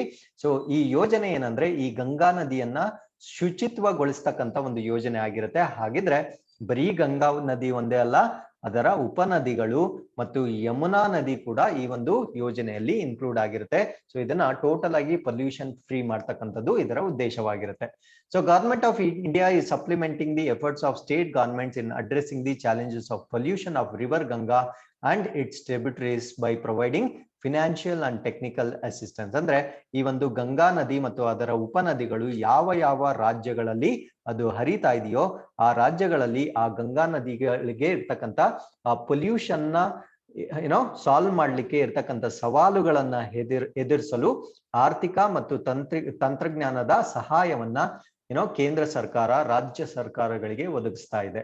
So under Namami Ganga program, 24 sewerage infrastructure projects at an estimated cost of 4,773 crore have been sanctioned for creation rehabilitation of 1,940 million liters per day sewage treatment plant capacity in Yamuna river basin including tributaries, that is Indon ಮತ್ತೆ Chambal rivers of Yamuna. So ಈ ಒಂದು ಕಾರ್ಯಕ್ರಮದಲ್ಲಿ ಅಡಿಯಲ್ಲಿ ಏನ್ ಮಾಡ್ತಾ ಇದ್ದಾರೆ ಅಂದ್ರೆ 24 ಸೆವರೇಜ್ infrastructure projects, ಅಂದ್ರೆ ಆ ನೀರನ್ನ ಶುಚಿತ್ವ ಅಥವಾ ಶುದ್ಧೀಕರಣಗೊಳಿಸ್ತಕ್ಕಂಥ 24 ಸೆವರೇಜ್ ಇನ್ಫ್ರಾಸ್ಟ್ರಕ್ಚರ್ ಪ್ರಾಜೆಕ್ಟ್ಸ್ ನ ಡೆವಲಪ್ ಮಾಡ್ತಾ ಇದ್ದಾರೆ. ಇದರ ಪರ್ಪಸ್ ಏನು ಅಂದ್ರೆ ರಿಹ್ಯಾಬಿಲಿಟೇಷನ್ ಅಂದ್ರೆ ಆ ನೀರನ್ನ ಪುನರುಜ್ಜೀವನಗೊಳಿಸ್ತಕ್ಕಂಥದ್ದು. ಮತ್ತೆ 1940 ಮಿಲಿಯನ್ ಲೀಟರ್ಸ್ ಪರ್ ಡೇ ಅಂದ್ರೆ ಒಂದು ದಿನಕ್ಕೆ 1940 million litres of water sewage treatment plant ಮುಖಾಂತರ ಕ್ಲೀನ್ ಮಾಡಲಾಗುತ್ತೆ. ಸೊ ಇದನ್ನ ಯಮುನಾ ರಿವರ್ ಬೇಸಿನ್ ಮತ್ತೆ ಅದರ ಉಪನದಿಗಳಾದ ಹಿಂಡೋನ್ ಮತ್ತು ಚಂಬಲ್ ಉಪನದಿಗಳಾದ ಯಮುನಾದ ಉಪನದಿಗಳಾದ ಈ ಎರಡು ಉಪನದಿಗಳಲ್ಲಿ ಸ್ಥಾಪನೆ ಮಾಡಲಾಗ್ತಾ ಇದೆ. So these 24 projects are spread in Himachal Pradesh. So ಈ 24 ಪ್ರಾಜೆಕ್ಟ್ಸ್ ಗಳು ಹಿಮಾಚಲ ಪ್ರದೇಶದಲ್ಲಿ ಒಂದು ಪ್ರಾಜೆಕ್ಟ್ ಇರುತ್ತೆ, ಹರಿಯಾಣದಲ್ಲಿ 2 ಪ್ರಾಜೆಕ್ಟ್, ಡೆಲ್ಲಿಯಲ್ಲಿ 10 ಪ್ರಾಜೆಕ್ಟ್ಸ್ ಇರುತ್ತೆ, ಉತ್ತರ ಪ್ರದೇಶದಲ್ಲಿ 10 ಪ್ರಾಜೆಕ್ಟ್ ಇರುತ್ತೆ ಮತ್ತು ರಾಜಸ್ಥಾನದಲ್ಲಿ 1 ಪ್ರಾಜೆಕ್ಟ್ ಇರುತ್ತೆ. ಸೊ ಈ ಎಲ್ಲಾ ಪ್ರಾಜೆಕ್ಟ್ಸ್ ಸೇರಿ ಸೊ ಟೋಟಲ್ ವಾಟರ್ ನ ಒಂದು ದಿನಕ್ಕೆ 1940 ಮಿಲಿಯನ್ ಲೀಟರ್ಸ್ ಪರ್ ಡೇ ಅಷ್ಟು ಸೀವೇಜ್ ಟ್ರೀಟ್ಮೆಂಟ್ ಮಾಡ್ತಕ್ಕಂಥ ಕೆಪಾಸಿಟಿಯನ್ನ ಹೊಂದಿರುತ್ತೆ. So out of these 5 projects have been completed. So out of ಈ 24ರಲ್ಲಿ 5 ಪ್ರಾಜೆಕ್ಟ್ಸ್ ಇನ್ಸ್ಟಾಲ್ಮೆಂಟ್ ಕಂಪ್ಲೀಟ್ ಆಗಿರುತ್ತೆ. ಸೊ ಮಿಕ್ಕಿದ ಪ್ರಾಜೆಕ್ಟ್ಸ್ ಅಂಡರ್ ಡೆವಲಪ್ಮೆಂಟ್ ಇರುತ್ತೆ. So stringent monitoring and regulation of enforcement towards compliance of grossly polluting industries against regulatory framework mandated under consent mechanism issued in respect of provisions of Water Act 1974 is undertaken through Central Pollution Control Board, State Pollution Control Board and Pollution Control Committee. ಅಂದ್ರೆ ಈ ಒಂದು ಯಮುನಾ ಮತ್ತೆ Ganga river ಏನಿದೆ, so ಇದಕ್ಕೆ industries ಇಂದ ಕಾರ್ಖಾನೆಗಳಿಂದ ಆಗ್ತಾ ಇರತಕ್ಕಂತ ಪೊಲ್ಯೂಷನ್ ನ ತಡಿಲಿಕ್ಕೆ, ಸೊ ಆ ಒಂದು ಗ್ರಾಸ್ಲಿ ಪೊಲ್ಯೂಟಿಂಗ್ ಇಂಡಸ್ಟ್ರೀಸ್ ಅಂತ ಏನ್ ಕರಿತೀವಿ, ಸೊ ಅದನ್ನ ಅವಾಯ್ಡ್ ಮಾಡ್ಲಿಕ್ಕೆ ಸೊ ಈ ಒಂದು ವಾಟರ್ ಆಕ್ಟ್ ಅಥವಾ prevention and control of pollution act ಅಡಿಯಲ್ಲಿ 1974ರ ಈ ಒಂದು ಕಾಯ್ದೆ ಏನಿರುತ್ತೆ ಅದರ ಅಡಿಯಲ್ಲಿ ಈ ಪೊಲ್ಯೂಷನ್ ಕಂಟ್ರೋಲ್ ಮಾಡ್ಲಿಕ್ಕೆ ಏನೇನ್ ನಾರ್ಮ್ಸ್ ಇರುತ್ತೆ ಸೊ ಅದನ್ನೆಲ್ಲ ಮ್ಯಾಂಡೇಟ್ ಮಾಡಿದ್ದಾರೆ, ಅಂದ್ರೆ ಕಂಪಲ್ಸರಿ ಮಾಡಿರ್ತಾರೆ. ಸೊ ಆ ಇಂಡಸ್ಟ್ರೀಸು ಆ ಎಲ್ಲಾ ಮ್ಯಾಂಡೇಟ್ಸ್ ನು ಕಂಪಲ್ಸರಿ ಫಾಲೋ ಮಾಡ್ಬೇಕಾಗಿರುತ್ತೆ. ಸೊ ಇದನ್ನ ಸೆಂಟ್ರಲ್ ಪೊಲ್ಯೂಷನ್ ಕಂಟ್ರೋಲ್ ಬೋರ್ಡ್ ಮತ್ತೆ ಸ್ಟೇಟ್ ಪೊಲ್ಯೂಷನ್ ಕಂಟ್ರೋಲ್ ಬೋರ್ಡ್ ಮತ್ತೆ ಪೊಲ್ಯೂಷನ್ ಕಂಟ್ರೋಲ್ ಕಮಿಟೀಸ್ ಮಾನಿಟರ್ ಮಾಡುತ್ತೆ. ಸೊ ಟೋಟಲ್ ಆಗಿ ಇದನ್ನ undertake ಮಾಡಿರುತ್ತೆ. So with this let's get into the next article. So this is related to ministry of science and technology, ವಿಜ್ಞಾನ ಮತ್ತು ತಂತ್ರಜ್ಞಾನಕ್ಕೆ ಸಂಬಂಧಪಟ್ಟ ಒಂದು article ಆಗಿರುತ್ತೆ. Wise Kiran scheme. So what is wise Kiran scheme? The Department of Science and Technology is implementing a dedicated scheme. So Women in Science and Engineering Kiran. So ಇದನ್ನ wise Kiran ಅಂತ ಕರಿತೀವಿ. ಅಂದ್ರೆ ವಿಜ್ಞಾನ ಮತ್ತು ತಂತ್ರಜ್ಞಾನದ ಒಂದು ಅಸಿಸ್ಟೆನ್ಸ್ ಮಹಿಳೆಯರಿಗೆ ನೀಡ್ತಕ್ಕಂತ ಒಂದು ಕಾರ್ಯಕ್ರಮವಾಗಿರುತ್ತೆ. ವೈಸ್ ಅಂದ್ರೆ women in science and engineering, Kiran ಅಂದ್ರೆ ಗೊತ್ತು ಅದು ಬೆಳಕು ಅಂತ. To ensure participation of women in the field of science and technology through various gender enabling programs. So ಇದರಲ್ಲಿ ಹೆಣ್ಣು ಮಕ್ಕಳು ಏನಿರ್ತಾರೆ ಅವ್ರನ್ನ ವಿಜ್ಞಾನ ಮತ್ತು ತಂತ್ರಜ್ಞಾನದಲ್ಲಿ ಹೆಚ್ಚು ಭಾಗವಹಿಸಲಿಕ್ಕೆ ಪ್ರೋತ್ಸಾಹ ಮಾಡಲಾಗುತ್ತೆ with various gender enabling programs. The Science and Technology for Women scheme is focused on empowering women in livelihood generation through suitable technologies and available natural resources in their native areas, which has led to income generation and creation of livelihood opportunities for them. So ಈ ಒಂದು ಕಾರ್ಯಕ್ರಮದಲ್ಲಿ ಏನ್ ಮಾಡ್ತಾರೆ ಅಂದ್ರೆ ಅವರ ಒಂದು ಜೀವನಕ್ಕೆ ಉಪಯೋಗವಾಗ್ತಕ್ಕಂತ, ಅಂದ್ರೆ ಯಾವ್ದೋ ಒಂದು ಉದ್ಯಮ ಮಾಡ್ತಾ ಇರ್ತಾರೆ. ಫಾರ್ ಎಕ್ಸಾಂಪಲ್ ಊದ್ಬತ್ತಿ ಕಾರ್ಖಾನೆ ಅಂತಾನೆ ತಿಳ್ಕೊಳ್ಳೋಣ, ಅದನ್ನ ಮಾಡ್ತಾ ಇರ್ತಾರೆ. ಅದಕ್ಕೆ ಬೇಕಾಗಿರ್ತಕ್ಕಂತ ತಂತ್ರಜ್ಞಾನವನ್ನ ಒದಗಿಸುವುದರ ಮೂಲಕ, ಫಾರ್ ಎಕ್ಸಾಂಪಲ್ ಕ್ಯಾಂಡಲ್ ಪ್ರಿಪರೇಷನ್ ಮಾಡ್ತಾ ಇರ್ತಾರೆ, ಅದಕ್ಕೆ ಬೇಕಾಗಿರ್ತಕ್ಕಂತ ತಂತ್ರಜ್ಞಾನವನ್ನ ಅವರಿಗೆ ಹೆಲ್ಪ್ ಮಾಡುವುದರ ಮುಖಾಂತರ ಅವರ ಲೈವ್ಲಿಹುಡ್ ಏನಿರುತ್ತೆ ಅದನ್ನ ಇನ್ನೂ ಉತ್ತಮಗೊಳಿಸ್ತಕ್ಕಂತ ಕಾರ್ಯ ಮಾಡ್ತಕ್ಕಂಥದ್ದು, ಮತ್ತೆ ಅವರ ಇನ್ಕಮ್ ಜನರೇಷನ್ ಏನಿರುತ್ತೆ, ಅವರ ಒಂದು ಹಣ ಗಳಿಸುವಿಕೆ ಏನಿರುತ್ತೆ ಅದನ್ನ ಇಂಪ್ರೂವ್ ಮಾಡ್ತಕ್ಕಂಥದ್ದು ಇದರ ಪ್ರಮುಖ ಉದ್ದೇಶವಾಗಿರುತ್ತೆ. Nearly 50 individual projects and 40 women technology parks have been supported under Science and Technology scheme for women and around 10,000 women have been trained. So ಈ ಒಂದು ಕಾರ್ಯಕ್ರಮದ ಅಡಿಯಲ್ಲಿ 50 ವೈಯಕ್ತಿಕ ಕಾರ್ಯಕ್ರಮಗಳು ಮತ್ತು 40 ವುಮೆನ್ ಟೆಕ್ನಾಲಜಿ ಪಾರ್ಕ್ಸ್. ಸೊ ಇದು ಈ ಒಂದು ಕಾರ್ಯಕ್ರಮಕ್ಕೆ ಸಪೋರ್ಟ್ ಮಾಡ್ತಾ ಇದೆ under science and technology scheme. So ಇವರೆಲ್ಲರ ಸಹಯೋಗದೊಂದಿಗೆ ಇದುವರೆಗೂ 10,000 ಹೆಣ್ಮಕ್ಕಳಿಗೆ ಈ ಒಂದು ನಿಟ್ಟಿನಲ್ಲಿ ತರಬೇತಿಯನ್ನ ನೀಡಲಾಗಿರುತ್ತೆ. So with this, let's get into the fifth article. Ministry of Environment, Forest ಮತ್ತೆ Climate Change ಗೆ ಸಂಬಂಧಪಟ್ಟಂತೆ national mission for green India ಅಂತ ಒಂದು ಆರ್ಟಿಕಲ್ ಇದೆ. ಸೊ ಇದನ್ನ ಡಿಸ್ಕಸ್ ಮಾಡೋಣ. The Ministry of Environment, Forest and Climate Change supports states and union territories for carrying out afforestation activities through centrally sponsored scheme, namely National Mission for Green India. So green ಅನ್ನೋಷ್ಟೊತ್ತಿಗೆ ಗೊತ್ತು, ಅದು ನಾವು ಅರಣ್ಯ ನಾಶವನ್ನ ಕಡಿಮೆ ಮಾಡ್ಲಿಕ್ಕೆ ಅಥವಾ ಹಸಿರು ಇಂಧನವನ್ನ produce ಮಾಡ್ತಕ್ಕಂತ ಒಂದು ವ್ಯವಸ್ಥೆಗೆ ಇಟ್ಕೊಂಡಿರ್ತಕ್ಕಂತ ಕಾಮನ್ ನೇಮ್ ಆಗಿರುತ್ತೆ. ಸೊ ಇಲ್ಲಿ afforestation activities. So afforestation is opposite of deforestation. ಅಂದ್ರೆ ಅರಣ್ಯ ನಾಶವನ್ನ ನಾವ್ ಏನ್ ಮಾಡ್ತಾ ಇದೀವಿ ಅದನ್ನ ಪ್ರಿವೆಂಟ್ ಮಾಡ್ತಕ್ಕಂತ ಚಟುವಟಿಕೆಗಳಿಗೆ ಒಂದು ಕೇಂದ್ರದ ಅನುದಾನಿತ ಒಂದು ಕಾರ್ಯಕ್ರಮ ಇದಾಗಿರುತ್ತೆ. ಇದನ್ನ ನಾವು national mission for green India ಅಂತ ಕರಿತೀವಿ. ಇದರ ಒಂದು ಗುರಿ ಏನಂದ್ರೆ it aims at protecting, restoring, enhancing India's forest cover and responding to climate change. So ಈ ಒಂದು ಜಾಗತಿಕ ವಾತಾವರಣ ಬದಲಾವಣೆ ಏನಾಗ್ತಾ ಇದೆ, ಸೊ ಅದಕ್ಕೆ ರೆಸ್ಪಾಂಡ್ ಮಾಡ್ಲಿಕ್ಕೆ ಸೊ ಈ ಒಂದು ಅರಣ್ಯ ಪ್ರದೇಶಗಳನ್ನ ರಕ್ಷಣೆ ಮಾಡ್ತಕ್ಕಂಥದ್ದು, ಅರಣ್ಯ ನಾಶ ಆಗಿರೋದನ್ನ ಪುನರುಜ್ಜೀವನಗೊಳಿಸ್ತಕ್ಕಂಥದ್ದು, ಮತ್ತೆ ಈ ಫಾರೆಸ್ಟ್ ಕವರ್ ಏನಿರುತ್ತೆ ಅದರ ಒಂದು ಏರಿಯಾನ ಇನ್ಕ್ರೀಸ್ ಮಾಡ್ತಕ್ಕಂಥದ್ದು ಇದರ ಉದ್ದೇಶವಾಗಿರುತ್ತೆ. Also afforestation is being carried out by states and UTs under various schemes of central government and state government. ಅಂದ್ರೆ ಈ ಒಂದು ಅರಣ್ಯ ಅಭಿವೃದ್ಧಿ ಕಾರ್ಯಕ್ರಮಗಳೇನಿರುತ್ತೆ ಕೇಂದ್ರದ್ದಾಗಿರ್ಬೋದು ಅಥವಾ ರಾಜ್ಯ ಸರ್ಕಾರದಾಗಿರ್ಬೋದು, ಸೊ ಇವೆಲ್ಲ ಕಾರ್ಯಕ್ರಮಗಳನ್ನ ಒಟ್ಟಿಗೆ ಇಂಪ್ಲಿಮೆಂಟ್ ಮಾಡಲಾಗುತ್ತೆ. As per report compiled in the ministry under 20 points program, afforestation is being taken up annually over 2.0 million hectares since 2019-20. ಅಂದ್ರೆ ಈ 20 points program ಅಂತ ಕರಿತೀವಿ. ಸೊ ಈ 20 points program ಅಂದ್ರೆ ಏನು ಅಂತ ನಾನು ನೆಕ್ಸ್ಟ್ ಸ್ಲೈಡ್ ಅಲ್ಲಿ ಎಕ್ಸ್ಪ್ಲೈನ್ ಮಾಡ್ತೀನಿ. ಈ ಒಂದು 20 point program ಅಡಿಯಲ್ಲಿ ಈ ಒಂದು afforestation ಕೂಡ ಒಂದಾಗಿರುತ್ತೆ.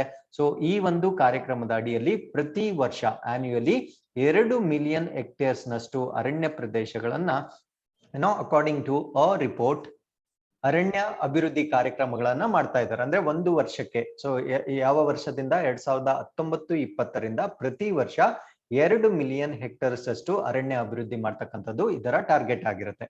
The state forest department take up afforestation activities considering weather and soil condition. ಅಂದ್ರೆ ಆ ಒಂದು ರಾಜ್ಯದ ಹವಾಮಾನ ಮತ್ತು ಮಣ್ಣಿನ ಗುಣಲಕ್ಷಣಗಳಿಗೆ ಸಂಬಂಧಪಟ್ಟ ಹಾಗೆ ಅಥವಾ ಅದರ ಆಧಾರದ ಮೇಲೆ ಆ ಸ್ಟೇಟ್ ಫಾರೆಸ್ಟ್ ಡಿಪಾರ್ಟ್ಮೆಂಟ್ ಏನಿರುತ್ತೆ, ಆ ರಾಜ್ಯದ ಅರಣ್ಯ ಇಲಾಖೆಗಳೇನಿರುತ್ತೆ, ಅವು ಈ ಒಂದು ಅರಣ್ಯಗಳನ್ನ ಅಭಿವೃದ್ಧಿ ಪಡಿಸ್ತಕ್ಕಂಥ ಕೆಲಸಗಳನ್ನ ಮಾಡುತ್ತೆ.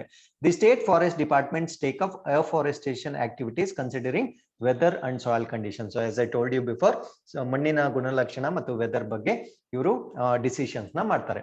So next let's understand what is 20 point program. The 20 point program was initially launched by the Prime Minister Indira Gandhi in 1975. ನೋಡಿ ಎಷ್ಟು ಹಳೆಯ ಪ್ರೋಗ್ರಾಮ್ ಇದು, ಇನ್ನೂ ರನ್ನಿಂಗ್ ಅಲ್ಲಿ ಇರುತ್ತೆ. 1975ರಲ್ಲಿ ಇಂದಿರಾ ಗಾಂಧಿ ಅವರು ಪ್ರೈಮ್ ಮಿನಿಸ್ಟರ್ ಆಗಿದ್ದಾಗ ಈ ಒಂದು ಕಾರ್ಯಕ್ರಮವನ್ನ ಲಾಂಚ್ ಮಾಡಿರ್ತಾರೆ. And was subsequently restructured in 1982 and again in 1986. So ಈ ಒಂದು 20 points program ನ 1982ರಲ್ಲಿ ಮತ್ತೆ 86ರಲ್ಲಿ ಮತ್ತೆ ರೀಸ್ಟ್ರಕ್ಚರ್ ಮಾಡಲಾಗುತ್ತೆ. With the introduction of new policies and programs, it has been finally restructured in 2006 and it has been operation at present. So 82ರಲ್ಲಿ ಒಂದ್ಸತಿ amendment ಆಗಿದೆ, 86 ಅಲ್ಲಿ ಮತ್ತೆ ರಿಫಾರ್ಮ್ಸ್ ಮಾಡಿದ್ದಾರೆ, ಮತ್ತೆ ಫೈನಲಿ 2006ರಲ್ಲಿ ಹೊಸ ಕಾರ್ಯಕ್ರಮಗಳನ್ನು ಮತ್ತು ಯೋಜನೆಗಳನ್ನ ಸೇರಿಸುವುದರ ಮುಖಾಂತರ ಫೈನಲಿ ಇದನ್ನ ಮಾಡಿಫೈ ಮಾಡಲಾಗಿರುತ್ತೆ. The programme and schemes under TPP 2006 are in harmony with the priorities contained in the National Common Minimum Program, the Millennium Development Goals of the United Nations and SAARC Social Charter. So ಇದನ್ನ ನಾವು MDG ಅಂತ ಕರಿತೀವಿ. Okay, so MDG. So MDG goals ಅಂತ ಮುಂಚೆ ಏನಿತ್ತು, millennium development goals ಅಂತ ಕರಿತೀವಿ. But ಈ ಮಿಲೇನಿಯಂ ಡೆವಲಪ್ಮೆಂಟ್ ಗೋಲ್ಸ್ ಈಗ ಇಲ್ಲ. ಸೊ ಈಗ ಇದು SDG ಅಂತ ಆಗಿದೆ, ಸಸ್ಟೈನಬಲ್ ಡೆವಲಪ್ಮೆಂಟ್ ಗೋಲ್ಸ್ ಅಂತ ಆಗಿದೆ. ಅಂದ್ರೆ ಸುಸ್ಥಿರ ಅಭಿವೃದ್ಧಿ ಗುರಿ ಅಂತ ಇವಾಗ ನಾವು ಚೇಂಜ್ ಮಾಡ್ಕೊಂಡಿದೀವಿ. ಬಟ್ 2006ರಲ್ಲಿ ಸೊ ಇದನ್ನ ನಾವು ಮಿಲೇನಿಯಂ ಡೆವಲಪ್ಮೆಂಟ್ ಗೋಲ್ಸ್ ಅಂತ ಹೇಳ್ತಾ ಇದ್ವಿ. ಸೊ ಈ ಮಿಲೇನಿಯಂ ಡೆವಲಪ್ಮೆಂಟ್ ಗೋಲ್ಸ್ ಜೊತೆ ಇದು ಒಂದು ಹಾರ್ಮೋನಿ, ಅಂದ್ರೆ as good as these millennium development goals ಅಂತ ಹೇಳಲಾಗುತ್ತೆ. The restructured program called 20 point program 2006 TPP 2006 was approved by the cabinet on 5th October 2006 and operated with effective from 1/4/2007. So ಈ ಒಂದು 20 point program ನ ನಾವು TPP 2006 ಅಂತ ಕರಿತೀವಿ. So ಇದನ್ನ cabinet 5ನೇ ಅಕ್ಟೋಬರ್ 2006ರಲ್ಲಿ ಅಂಗೀಕಾರ ಮಾಡಿರುತ್ತೆ. ಬಟ್ ಅದು ಕಾರ್ಯರೂಪಕ್ಕೆ ಬಂದಿದ್ದು 1/4/2007ರಲ್ಲಿ ಕಾರ್ಯರೂಪಕ್ಕೆ ಬಂದಿರುತ್ತೆ. So what are the objectives of 20-point program? So ಈ ಒಂದು 20-point program ನ ಗುರಿಗಳೇನಂದ್ರೆ the basic objective of 20-point program is to eradicate poverty and to improve quality of life of poor and the privileged population of the country. So ಇದರಲ್ಲಿ major ಒಂದು agenda ಏನು ಅಂದ್ರೆ, for example ನಾವು sustainable development goals ಅಲ್ಲೂ major ಆಗಿ ಇದೇ ನೋಡ್ತೀವಿ, poverty eradication ಜಾಸ್ತಿ ಇರುತ್ತೆ, ಫುಡ್ ಸೆಕ್ಯೂರಿಟಿ, ಪಾವರ್ಟಿ ಇರಾಡಿಕೇಶನ್ ಜಾಸ್ತಿ ಇರುತ್ತೆ. ಇಲ್ಲೂ ಕೂಡ ಅಷ್ಟೇ 20-point ಪ್ರೋಗ್ರಾಮ್ ಅಲ್ಲೂ ಕೂಡ ಈ ಬಡತನವನ್ನು ನಿರ್ಮೂಲನೆ ಮಾಡಲಿಕ್ಕೆ ಪ್ರಮುಖವಾದ ಒಂದು ಪ್ರಾಶಸ್ತ್ಯವನ್ನ ಕೊಟ್ಟಿರ್ತಾರೆ. The program covers various socio-economic aspects like poverty, employment, education, housing, health, agriculture, land reforms, irrigation, drinking water, protection and empowerment of weaker sections, consumer protection, environment. So ಇದರಲ್ಲಿ ಬಡತನ, ಉದ್ಯೋಗ, ಶಿಕ್ಷಣ, ವಸತಿ, ಆರೋಗ್ಯ, ಕೃಷಿ ಮತ್ತೆ ಲ್ಯಾಂಡ್ ರಿಫಾರ್ಮ್ಸ್, ಮತ್ತೆ ನೀರಾವರಿ, ಡ್ರಿಂಕಿಂಗ್ ವಾಟರ್, ಪ್ರೊಟೆಕ್ಷನ್ ಅಂಡ್ ಈ ದುರ್ಬಲ ವರ್ಗದವರ ಒಂದು ರಕ್ಷಣೆ ಮಾಡ್ತಕ್ಕಂಥದ್ದು, ಸಬಲೀಕರಣ ಮಾಡ್ತಕ್ಕಂಥದ್ದು, ಕನ್ಸ್ಯೂಮರ್ಸ್ ಗ್ರಾಹಕರನ್ನ ಪ್ರೊಟೆಕ್ಟ್ ಮಾಡ್ತಕ್ಕಂಥದ್ದು, ಮತ್ತೆ ಪರಿಸರ, ಈ ಎಲ್ಲಾ ಪಾಯಿಂಟ್ಸ್ ಇದರಲ್ಲಿ ಕವರ್ ಆಗಿರುತ್ತೆ. ಸೊ ಇವಾಗ 20 ಪಾಯಿಂಟ್ಸ್. ಸೊ ಇದು ಈ ಕಡೆ ಇರ್ತಕ್ಕಂಥ ಲಿಸ್ಟ್ ಒರಿಜಿನಲ್. ಸೊ ಮೊಟ್ಟ ಮೊದಲ ಬಾರಿಗೆ ಇಂದಿರಾ ಗಾಂಧಿ ಅವರಿದ್ದಾಗ ಏನಾಗಿರುತ್ತಲ್ವಾ, ಸೊ ಆ ಪಾಯಿಂಟ್ಸ್ ಕೊಟ್ಟಿರುತ್ತವೆ. ಸೊ 2006 ಅಲ್ಲಿ ಅದನ್ನ ಹೇಗೆ ಮಾಡಿಫೈ ಮಾಡ್ಕೊಂಡಿದ್ದಾರೆ ಅಂತ ಕೊಟ್ಟಿರ್ತಾರೆ. So serial number 1 is related to serial number 1. So attack on rural ಪಾವರ್ಟಿನ ನಾವು 2006 ಅಲ್ಲಿ ಪಾವರ್ಟಿ ಎರಾಡಿಕೇಶನ್ ಅಂತ ಮಾಡ್ಕೊಂಡಿರ್ತೀವಿ. ಸ್ಟ್ರಾಟಜಿ ಫಾರ್ ರೈನ್ಡ್ ಅಗ್ರಿಕಲ್ಚರ್ ನ ನಾವು ಪವರ್ ಟು ಪೀಪಲ್ ಅಂತ, better use of irrigation water, support to farmers ಅಂತ ಈ ತರ ಚೇಂಜ್ ಆಗಿರುತ್ತೆ. ಸೊ ಇದನ್ನ you can just pause the video and go through it. So this will be very easy to understand. So 2 slides ಅಲ್ಲಿ ಇರುತ್ತೆ. So you can just go through everything. So with this let's get into the next article. Okay, so next article is about Cyber Surakshith Bharath initiative. So this comes under Ministry of Electronics and IT. ಇದನ್ನ ನಾವು mighty ಸಚಿವಾಲಯ ಅಂತ ಕೂಡ ಕರಿತೀವಿ in short. So with an aim to strengthen cyber security ecosystem. So ನಿಮ್ಗೆ cyber security ಕುರಿತಂತೆ essay writing ಬಂದಾಗ ಅಥವಾ ಮೇನ್ಸ್ ಆನ್ಸರ್ ರೈಟಿಂಗ್ ಬಂದಾಗ ಇದ್ರ ಬಗ್ಗೆ ನೀವು ಸೈಬರ್ ಸುರಕ್ಷಿತ್ ಭಾರತ್ ಇನಿಷಿಯೇಟಿವ್ ಬಗ್ಗೆ ನೀವು ಕಡ್ಡಾಯವಾಗಿ ಬರಿಬೇಕಾಗುತ್ತೆ. So with an aim to strengthen the cyber security ecosystem in government organizations in the country. So ಇದು ಸರ್ಕಾರಿ ಸಂಸ್ಥೆಗಳಿಗೆ ಅಥವಾ ಇಲಾಖೆಗಳಿಗೆ ಸಂಬಂಧಪಟ್ಟಂತ ಒಂದು ಕಾರ್ಯಕ್ರಮವಾಗಿರುತ್ತೆ. This is not to protect cyber security of general public. So this is only to protect government organizations. ಈ difference ನಿಮಗೆ ಗೊತ್ತಿರಬೇಕು. The National E-Governance Division under the Ministry of Electronics and Information Technology is conducting a 6-day deep dive training program for chief information security officers. So ಈ ಒಂದು program ನ ನಾವು deep dive training programme ಅಂತ ಕರಿತೀವಿ. ಅಂದ್ರೆ ತುಂಬಾ ವಿಸ್ತೃತವಾಗಿ ತರಬೇತಿ ನೀಡ್ತಕ್ಕಂಥ ಒಂದು ಕಾರ್ಯಕ್ರಮ, ಅದಕ್ಕೆ ಇದನ್ನ ನಾವು ಡೀಪ್ ಡೈವ್ ಟ್ರೈನಿಂಗ್ ಪ್ರೋಗ್ರಾಮ್ ಅಂತ ಕರಿತೀವಿ. ಸೊ ಇದು ಯಾರಿಗೆ ಮಾಡ್ತಾರೆ ಅಂದ್ರೆ chief information security officer CISOs ಗೆ and front line IT officials ಗೆ from various ministries and departments, government and semi-government organizations from central and state governments, public sector undertakings, banks and among others. So ಈ ಎಲ್ಲಾ ಇಲಾಖೆಗಳು ಅಂದ್ರೆ ಕೇಂದ್ರ ಸರ್ಕಾರದ ಮತ್ತು ರಾಜ್ಯ ಸರ್ಕಾರದ ಎಲ್ಲಾ ಇಲಾಖೆಗಳು, ಸೆಮಿ ಗವರ್ನಮೆಂಟ್ ಆರ್ಗನೈಸೇಷನ್ಸ್, ಬ್ಯಾಂಕುಗಳು, ಪಬ್ಲಿಕ್ ಸೆಕ್ಟರ್ ಅಂಡರ್ಟೇಕಿಂಗ್ಸ್ ಇವೆಲ್ಲದಕ್ಕೂ ಒಂದು ಟ್ರೈನಿಂಗ್ ಪ್ರೋಗ್ರಾಮ್ ನ ನೀಡಲಾಗುತ್ತೆ. The training program is a part of a series of workshops organized by National E-Governance Division at MeitY under the Cyber Surakshith Bharath initiative. So ಇದರಲ್ಲಿ series of training programmes ಇರುತ್ತೆ. ಒಂದು ತರಬೇತಿಯ ಸರಣಿಯನ್ನ ಆಯೋಜನೆ ಮಾಡಲಾಗಿರುತ್ತೆ for everybody that we saw in the beginning.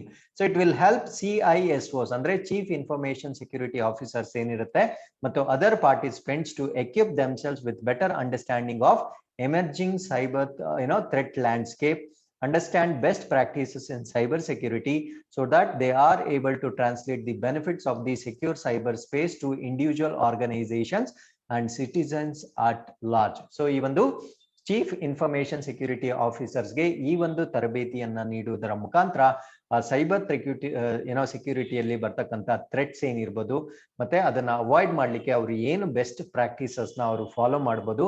So ಇದನ್ನೆಲ್ಲ ಕಲ್ತ್ಕೊಂಡು ಅವರು ಬೆನಿಫಿಟ್ಸ್ ನ ತಮ್ಮದೇ ಆರ್ಗನೈಸೇಷನ್ಸ್ ಅಲ್ಲಿ ಮತ್ತೆ ಇಂಡಿವಿಜುವಲ್ ಆರ್ಗನೈಸೇಷನ್ಸ್ ಗೆ ಈವನ್ ನಾಗರಿಕರಿಗೂ ಕೂಡ ಅದನ್ನ ಸ್ಪ್ರೆಡ್ ಮಾಡ್ತಕ್ಕಂಥ ಅವಕಾಶವನ್ನ ಕಲ್ಪಿಸಿಕೊಳ್ಳಲಾಗುತ್ತೆ. So with this, let's get into article number 7.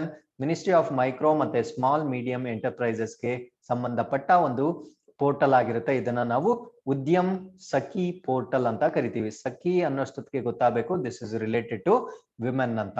So Udyam Sakhi portal was launched in March 2018. ಇದನ್ನ ಲಾಂಚ್ ಮಾಡಲಾಗಿರುತ್ತೆ. ಸೊ ಇದರ ಪರ್ಪಸ್ ಏನು ಅಂದ್ರೆ to provide information regarding financial schemes, policies and programs of Ministry of Micro and Small Medium Enterprises to existing and prospective women enterprises in the MSME sector. So ಈ ಒಂದು ಸಣ್ಣ ಮತ್ತು ಮಧ್ಯಮ ಒಂದು ಉದ್ಯಮಗಳೇನಿರುತ್ತೆ ಅದರಲ್ಲಿರ್ತಕ್ಕಂಥ ಆರ್ಥಿಕ ಯೋಜನೆಗಳೇನಿದ್ದಾವೆ, ಅದರ ಪಾಲಿಸೀಸ್ ಏನಿದಾವೆ, ಕಾರ್ಯಕ್ರಮಗಳೇನಿದಾವೆ, ಇದರ ಬಗ್ಗೆ ಸಂಪೂರ್ಣ ಮಾಹಿತಿಯನ್ನ ಉದ್ಯಮ್ ಸಖಿ ಪೋರ್ಟಲ್ ಅಲ್ಲಿ ಈ ಮಹಿಳಾ ಆಂಟರ್ಪ್ರಿನಿಯರ್ಸ್ ಅಂದ್ರೆ ಮಹಿಳಾ ಉದ್ಯಮಿಗಳಿಗೆ ನೀಡ್ತಕ್ಕಂತ ಒಂದು ಪೋರ್ಟಲ್ ಇದಾಗಿರುತ್ತೆ. ಸೊ ಉದ್ಯಮ್ ಸಖಿ ಪೋರ್ಟಲ್ ಅಂತ ನೋಡಿದ ತಕ್ಷಣ ನಿಮ್ಗೆ women and child development ministry under ಒಳಗಡೆ ಬರುತ್ತೆ ಅಂತ ಕನ್ಫ್ಯೂಸ್ ಮಾಡ್ಕೋಬೇಡಿ. ಸೊ ಸಖಿ ಅಂತ ಇದ್ರೂ ಇದು ಮೈಕ್ರೋ ಸ್ಮಾಲ್ ಮೀಡಿಯಂ ಎಂಟರ್ಪ್ರೈಸಸ್ ಕೆಳಗಡೆ ಬರ್ತಕ್ಕಂತ ಒಂದು ಪೋರ್ಟಲ್ ಆಗಿರುತ್ತೆ. The portal helps women to start build and grow their business. So ಹೆಣ್ಮಕ್ಳ ಒಂದು ಉದ್ಯಮನ ಸ್ಟಾರ್ಟ್ ಮಾಡ್ಲಿಕ್ಕೆ, ಅದನ್ನ ಬಿಲ್ಡ್ ಮಾಡ್ಲಿಕ್ಕೆ ಮತ್ತೆ ಅದನ್ನ ಅಭಿವೃದ್ಧಿ ಪಡಿಸಲಿಕ್ಕೆ ಸಹಾಯ ಮಾಡುತ್ತೆ. So Udyam Sakhi portal was developed by the institute for design and electrical measuring instruments, an organization under the Ministry of MSME. So Ministry of MSME ಕೆಳಗಡೆ ಬರ್ತಕ್ಕಂತ ಒಂದು institute for design of electrical measuring instruments ಈ ಒಂದು portal ನ ಅಭಿವೃದ್ಧಿ ಪಡಿಸಿರುತ್ತೆ. So with this let's get into article number 8. So ministry of road transport and highways ಗೆ ಸಂಬಂಧಪಟ್ಟಂತೆ ಒಂದು ಕಾರ್ಯಕ್ರಮವಾಗಿರುತ್ತೆ. ಇದನ್ನ ನಾವು ಸೇತು ಭಾರತಂ ಪ್ರೋಗ್ರಾಮ್ ಅಂತ ಕರಿತೀವಿ. So what is Setu Bharatam programme? So government has launched Setu Bharatam program to replace railway crossing on national highways by road over bridge. ಅದನ್ನ ROB ಅಂತ ಕರಿತೀವಿ, ರೋಡ್ ಅಂಡರ್ ಬ್ರಿಡ್ಜ್. ಅಂದ್ರೆ ರಾಷ್ಟ್ರೀಯ ಹೆದ್ದಾರಿಗಳಲ್ಲಿ ಈ ರೈಲ್ವೆ ಕ್ರಾಸಿಂಗ್ ಏನ್ ಬರುತ್ತಲ್ವಾ, ರಸ್ತೆ ಮತ್ತು ರೈಲ್ವೆ ಎಲ್ಲಿ ಇಂಟರ್ಫಿಯರ್ ಆಗುತ್ತೆ ಅಲ್ಲಿ ರೈಲ್ವೆ ಗೇಟ್ಸ್ ನ ಹಾಕೊಂಡು ರೈಲ್ ಹೋದ್ಮೇಲೆ ಟ್ರಾವೆಲ್ ಮಾಡೋರ್ನ, ರಸ್ತೆ ಮೂಲಕ ಟ್ರಾವೆಲ್ ಮಾಡೋರ್ನ ಬಿಡ್ತಾ ಇರ್ತಾರೆ. ಬಟ್ ಇದನ್ನ ಅವಾಯ್ಡ್ ಮಾಡ್ಲಿಕ್ಕೆ ಈ ರೈಲ್ವೆ ಟ್ರ್ಯಾಕ್ ಏನಿರುತ್ತೆ ಅದರ ಕೆಳಗಡೆ ಅಂಡರ್ ಪಾಸ್ ಮಾಡೋದು, ಅದನ್ನ ನಾವು ರೋಡ್ ಅಂಡರ್ ಬ್ರಿಡ್ಜ್ ಅಂತ ಕರಿತೀವಿ. ಅಥವಾ ಫ್ಲೈ ಓವರ್ ತರ ಕನ್ಸ್ಟ್ರಕ್ಟ್ ಮಾಡುತ್ತೆ, ಅದನ್ನ ರೋಡ್ ಓವರ್ ಬ್ರಿಡ್ಜ್ ಅಂತ ಕರಿತೀವಿ. ಸೊ ಇವುಗಳನ್ನ ಅಭಿವೃದ್ಧಿ ಪಡಿಸ್ತಕ್ಕಂಥ ಸ್ಕೀಮ್ಗೆ ನಾವು ಸೇತು ಭಾರತಂ ಪ್ರೋಗ್ರಾಮ್ ಅಂತ ಕರಿತೀವಿ. ಸೇತು ಅಂದ್ರೆ ಸೇತುವೆ ಕಟ್ಸೋದು, ಇದನ್ನ ಮೇಲಾದ್ರೂ ಕಟ್ಸ್ಬೋದು, ಅಂಡರ್ ಬ್ರಿಡ್ಜ್ ಆದ್ರೂ ಮಾಡ್ಬೋದಾಗಿರುತ್ತೆ. So government has taken up construction of such ROBs and ROBs on national highways under Setu Bharatam program through its own implementing agencies. So ಇದರ ಒಂದು ಇಂಪ್ಲಿಮೆಂಟಿಂಗ್ ಏಜೆನ್ಸೀಸ್ ಯಾವ್ದು ಅಂದ್ರೆ state PFWs, NHAI, NHIDCL and funds are provided for construction of ROBs and RUBs like other national highway project. So ಬೇರೆ ರಾಷ್ಟ್ರೀಯ ಹೆದ್ದಾರಿ ಯೋಜನೆಗಳು ಹೇಗಿರುತ್ತೆ ಅದೇ ರೀತಿ ಇದಕ್ಕೆ ಫಂಡ್ಸ್ ನ ನೀಡಲಾಗುತ್ತೆ. ಸೊ ಸ್ಟೇಟ್ PWDs ಮತ್ತೆ NHAI ಮತ್ತೆ NHIDCL ಗಳು ಈ ಒಂದು ಪ್ರೋಗ್ರಾಮ್ ನ ಅಥವಾ ಕಾರ್ಯಕ್ರಮವನ್ನ ಇಂಪ್ಲಿಮೆಂಟ್ ಮಾಡ್ತಕ್ಕಂಥ ಏಜೆನ್ಸೀಸ್ ಆಗಿರುತ್ತೆ. So with this let's get into article number 9. Ministry of earth and science ಗೆ ಸಂಬಂಧಪಟ್ಟಂತೆ ಸಮುದ್ರಯಾನ ಪ್ರಾಜೆಕ್ಟ್ ಅಥವಾ ಸಮುದ್ರಯಾನ ಯೋಜನೆ. So under the Deep Ocean Mission launched by the Government of India, a manned scientific submersible has been proposed to be developed for deep ocean exploration. ಅಂದ್ರೆ ಈ ಸಮುದ್ರಗಳ ತಳಭಾಗದಲ್ಲಿ ಅಂದ್ರೆ ಅತ್ಯಂತ ತಳಭಾಗದಲ್ಲಿರ್ತಕ್ಕಂಥ resource ಇರ್ಬೋದು ಅಥವಾ ಬಯೋಡೈವರ್ಸಿಟಿ ಇರ್ಬೋದು, ಅದನ್ನ ಸ್ಟಡಿ ಮಾಡ್ಲಿಕ್ಕೆ ಮಾಡ್ತಾ ಇರ್ತಕ್ಕಂಥ ಒಂದು ಸೈಂಟಿಫಿಕ್ ಸಬ್ಮರ್ಸಿಬಲ್ ಅಂದ್ರೆ ನೀರಿನೊಳಗಡೆ ಹೋಗ್ಬೋದಾಗಿರ್ತಕ್ಕಂಥ ಒಂದು ಮ್ಯಾಂಡ್ ಸೈಂಟಿಫಿಕ್ ಅಂದ್ರೆ ಅದರಲ್ಲಿ ಮನುಷ್ಯರು ಕೂಡ ಹೋಗ್ಬೇಕು, not just the equipment or vessels. So ಅದರಲ್ಲಿ ಮ್ಯಾಂಡ್ ಸೈಂಟಿಫಿಕ್ ಸಬ್ಮರ್ಸಿಬಲ್ ನ ತಯಾರಿ ಮಾಡ್ತಕ್ಕಂಥ ಒಂದು ಸೊ ಇದರ ಒಂದು ತಯಾರಿಕೆಯ ಒಂದು ಪ್ರಪೋಸಲ್ ಆಗಿರುತ್ತೆ. The project name is Samudrayaan. So ಈ ಪ್ರಾಜೆಕ್ಟ್ ನ ನಾವು ಸಮುದ್ರಯಾನ ಅಂತ ಕರಿತೀವಿ. So national institute of ocean technology, an autonomous institute under the ministry of earth sciences had developed and tested a personal sphere for manned submersible system for 500-meter water depth rating. So ಈ ಒಂದು ಕಾರ್ಯಕ್ರಮದ ಅಡಿಯಲ್ಲಿ ಈ national institute of ocean technology ಏನ್ ಬರುತ್ತೆ, so ಇದು personal spear ಅನ್ನೋದನ್ನ ಒಂದನ್ನ ಡೆವಲಪ್ ಮಾಡಿ, ಸೊ ಇದೊಂದು ಸಬ್ಮರ್ಸಿಬಲ್ ಸಿಸ್ಟಮ್ ಆಗಿರುತ್ತೆ. ಇದು 500 ಮೀಟರ್ ವಾಟರ್ ಡೆಪ್ತ್ ವರೆಗೂ ಹೋಗ್ತಕ್ಕಂತ ಒಂದು ಪರ್ಸನಲ್ ಸ್ಪಿಯರ್ ಆಗಿರುತ್ತೆ. ಇದನ್ನ national institute of ocean technology develop ಮಾಡಿರುತ್ತೆ. Personal sphere of 2.1 diameter to be used as crew module of up to 500-meter water depth has been developed using mild steel and tested up to 600-meter water depth. So ಇದನ್ನ 500 meter capacity ಆಗಿದ್ರು ಕೂಡ so ಇದನ್ನ ಅವರು 600 metre ವರೆಗೂ test ಮಾಡಿರ್ತಾರೆ. So ಇದು mild steel ನ use ಮಾಡೋದ್ರ ಮುಖಾಂತರ ಇದನ್ನ ಅಭಿವೃದ್ಧಿ ಪಡಿಸಲಾಗಿರುತ್ತೆ. ಇದನ್ನೆಲ್ಲಿ ಟೆಸ್ಟ್ ಮಾಡಿರ್ತಾರೆ ಅಂದ್ರೆ bay of Bengal using research vessel Sagar Nidhi during October 2021. So October 2021 ಅಲ್ಲಿ ಈ ರಿಸರ್ಚ್ ವೆಸಲ್ ಅಂತ ನಾವೇನ್ ಕರಿತೀವಿ. ಸೊ ರಿಸರ್ಚ್ ವೆಸಲ್ ಸಾಗರ್ ನಿಧಿ, ವೆಸಲ್ ಅಂದ್ರೆ ಇಟ್ ಇಸ್ ಅ ಬೋಟ್ ಅಷ್ಟೇ. ಸೊ ಒಂದು ಹಡಗಾಗಿರುತ್ತೆ. ಸಾಗರ್ ನಿಧಿ ಅನ್ನೋ ಹಡಗಿನಲ್ಲಿ ಈ ಮೈಲ್ಡ್ ಸ್ಟೀಲ್ ನ ಉಪಯೋಗಿಸಿಕೊಂಡು personal sphere of 2.1 metre diameter ನಲ್ಲಿ ಒಂದು ಮ್ಯಾಂಡ್ ಸಬ್ಮರ್ಸಿಬಲ್ ನ ತಯಾರಿ ಮಾಡಿರ್ತಾರೆ. ಇದು 600 ಮೀಟರ್ ಡೆಪ್ತ್ ವರೆಗೂ ಹೋಗಿ ಅಲ್ಲಿ ಎಕ್ಸ್ಪ್ಲೋರೇಷನ್ ಮಾಡಿರ್ತಾರೆ. So with this let's come to the next article. Shakti scheme ಅಂತ ಕರಿತೀವಿ. ಶಕ್ತಿ ಅನ್ನೋಷ್ಟೊತ್ತಿಗೆ ಗೊತ್ತಾಗಬೇಕು, ಇದು ಮಿನಿಸ್ಟ್ರಿ ಆಫ್ ಪವರ್ ಗೆ ಬರ್ತಕ್ಕಂತ ಒಂದು ಕಾರ್ಯಕ್ರಮವಾಗಿರುತ್ತೆ. ಸೊ ಇದು ಡೊಮೆಸ್ಟಿಕ್ ಕೋಲ್ is supplied to thermal power plants in accordance with the linkages awarded to them by the government for which fuel supply agreements have been signed. So ಈ ಒಂದು thermal power plants ಏನಿರುತ್ತೆ, so ಇವಕ್ಕೆ ಈ ಕೋಲ್ ನ supply ಮಾಡ್ತಕ್ಕಂತ ಒಂದು scheme ಆಗಿರುತ್ತೆ. ಅಂದ್ರೆ ಕಲ್ಲಿದ್ದಲನ್ನ, ಥರ್ಮಲ್ ಪವರ್ ಪ್ಲಾಂಟ್ಸ್ ಗೆ ಕಲ್ಲಿದ್ದಲನ್ನ ಸಪ್ಲೈ ಮಾಡ್ತಕ್ಕಂತ ಒಂದು ಕಾರ್ಯಕ್ರಮವಾಗಿರುತ್ತೆ. ಸೊ ಈ ಒಂದು ಯೋಜನೆಯಲ್ಲಿ ಈ ಫ್ಯೂಯಲ್ ಸಪ್ಲೈ ಅಗ್ರಿಮೆಂಟ್ ಅನ್ನೋದು ಸೈನ್ ಆಗಿರುತ್ತೆ. ಯಾರ್ಯಾರ ಮಧ್ಯೆ?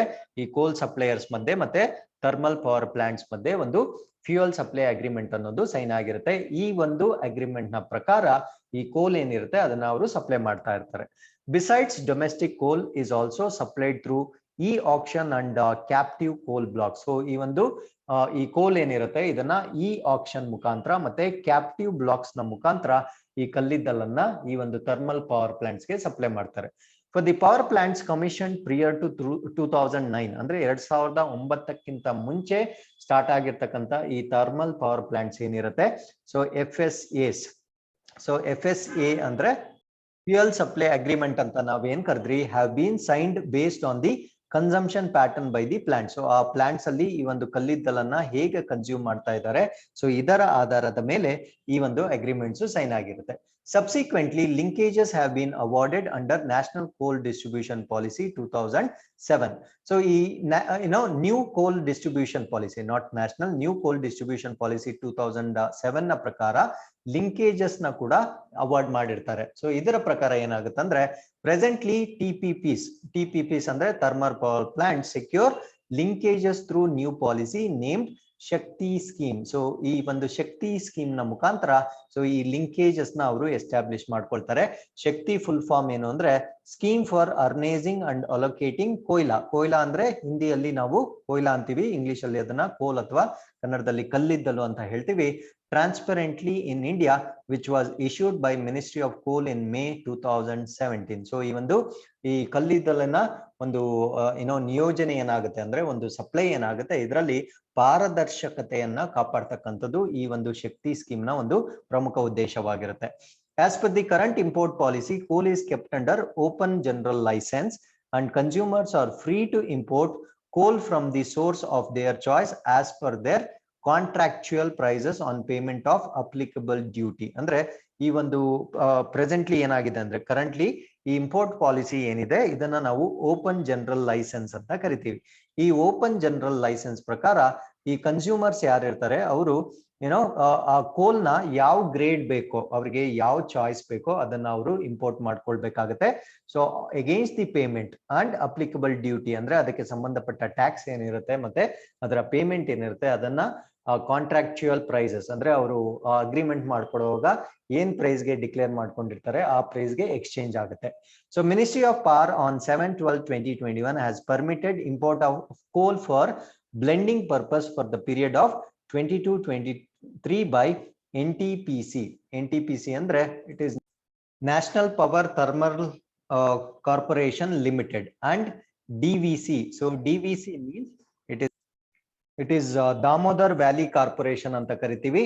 Up to 10% of coal required for ensuring 85% declared capacity of its plants. ಅಂದ್ರೆ ಆ ಪ್ಲಾಂಟ್ಸ್ ರಿಕ್ವೈರ್ಮೆಂಟ್ ಏನಿರುತ್ತೆ 85% ರಿಕ್ವೈರ್ಮೆಂಟ್ ಏನಿರುತ್ತೆ ಅದರಲ್ಲಿ ಫಾರ್ ಬ್ಲೆಂಡಿಂಗ್ ಪರ್ಪಸ್ ಅಂದ್ರೆ ಮಿಕ್ಸ್ ಮಾಡ್ತಕ್ಕಂತ ಒಂದು ಪರ್ಪಸ್ಗೆ 10% ಆಫ್ ಕೋಲ್ ನ ಇಂಪೋರ್ಟ್ ಮಾಡ್ಕೊಳ್ಳಿಕ್ಕೆ 2022-23 NTPC ಮತ್ತೆ DVC ಪರ್ಮಿಷನ್ ಅಥವಾ ಪರ್ಮಿಟ್ ನ ಮಾಡಿರುತ್ತೆ. So with this let's get into article number 11.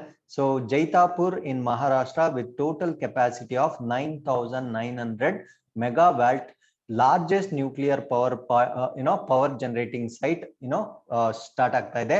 So ಇದನ್ನ government has accorded approval. So ಈ ಒಂದು power plant ಏನಿರುತ್ತೆ ಇದನ್ನ ಸರ್ಕಾರ approve ಮಾಡಿರುತ್ತೆ. So setting up 6 nuclear power reactors of 1,650 megawatt capacity, each in technical cooperation with France, which would make the largest nuclear power generation site with total capacity of 9,900 megawatts. So 9,900 megawatts total capacity. ಇದರಲ್ಲಿ 6 power reactors ನ nuclear power reactors ನ ತಯಾರಿ ಮಾಡಲಾಗ್ತಾ ಇದೆ. Each power reactor capacity 1650 megawatts ಆಗಿರುತ್ತೆ. ಇದನ್ನ France ನ ಸಹಯೋಗದೊಂದಿಗೆ ಅಭಿವೃದ್ಧಿಪಡಿಸಲಿಕ್ಕೆ ಭಾರತ ಸರ್ಕಾರ ಅಪ್ರೂವಲ್ ಮಾಡಲಾಗಿರುತ್ತೆ. The present installed nuclear capacity in the country is 6,780 megavolts watts, and the share of the nuclear power is in the total electricity generation in the country is about 3.1% in the year 2021. ಅಂದ್ರೆ ಈ current ಪ್ರಸ್ತುತವಾಗಿ ಭಾರತ ದೇಶದಲ್ಲಿ ಈ nuclear power capacity 6,880 megawatts ಇರುತ್ತೆ. So ಅದರಲ್ಲಿ total power generation ಏನಿರುತ್ತೆ, hydroelectric ಇರ್ಬೋದು, solar ಇರ್ಬೋದು, ಇವೆಲ್ಲದಕ್ಕೂ ಕಂಪೇರ್ ಮಾಡಿದ್ರೆ ಬರೀ 3.1% ಅಷ್ಟು ಎಲೆಕ್ಟ್ರಿಸಿಟಿನ ನಾವು ನ್ಯೂಕ್ಲಿಯರ್ ಪವರ್ ಪ್ಲಾಂಟ್ಸ್ ಇಂದ ಜನರೇಟ್ ಮಾಡ್ತಾ ಇದೀವಿ. So with this let's come to the today's InQuEST challenge. So challenge number 33. Question number 1. Consider the following statements about Agni 5 ballistic missile ಬಗ್ಗೆ ಕೆಳಗೆ ಕೊಟ್ಟಿರತಕ್ಕಂತ ಸ್ಟೇಟ್ಮೆಂಟ್ಸ್ ನ ಕನ್ಸಿಡರ್ ಮಾಡಿ ಯಾವುದು ಸರಿಯಾಗಿದೆ ಅಂತ ನೀವು ಆಪ್ಷನ್ಸ್ ಅಲ್ಲಿ ಆಯ್ಕೆ ಮಾಡ್ಕೊಳ್ಬೇಕಾಗುತ್ತೆ. Second question, consider the following statements about Asian Development Bank. So you can read the statements. They are very easy to understand, and here also you need to find out the correct one. So these two questions you are supposed to answer. So illige ಇವತ್ತಿನ InQuEST ಕಾರ್ಯಕ್ರಮ ಮುಗಿದಿರುತ್ತೆ. So thanks for watching. ನಮಸ್ಕಾರ.